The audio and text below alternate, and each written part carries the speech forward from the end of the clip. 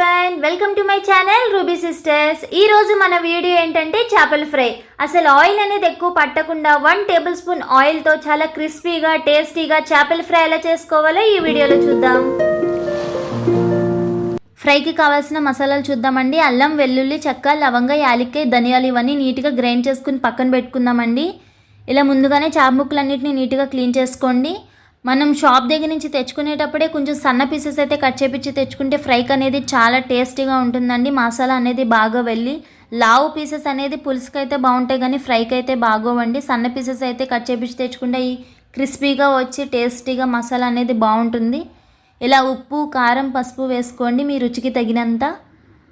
తర్వాత నేనైతే కొంచెం కలర్ అయితే యాడ్ చేస్తున్నానండి. ఫుడ్ కలర్ మీకు ఇష్టం లేకపోతే స్కిప్ చేసేయండి. తర్వాత కొంచెం మసాలా అనేది యాడ్ చేస్తున్నాను. మనం ముందుగానే ఆడపెట్టుకున్న అల్లం వెల్లుల్లి మసాలా ఒక అరగంట అయితే మీరు ఫ్రిడ్జ్లో అనేది పెట్టుకోండి. ఇప్పుడు టేస్ట్ అనేది ఇంకా బాగుంటుంది. ఇలా ఓవెన్ టిన్ అయితే తీసుకుని ఆయిల్ అనేది అప్లై చేసుకుని ఇలా పీసెస్ అనేది దాని మీద పెట్టుకోండి. మీకు ఓవెన్ అనేది అవైలబుల్ లేకపోతే ప్యాన్ మీద కూడా చేసుకోవచ్చు అండి. 1 టేబుల్ స్పూన్తో ప్యాన్ మీద అయినా ఓవెన్లో అయినా సరే ఈజీగా క్రిస్పీగా టేస్టీగా అనేది అయిపోతుందండి. ఇలా కరివేపాకు అనేది దాని మీద వేసుకోండి. ఇలా ఓవెన్లో అయితే పెట్టుకోండి.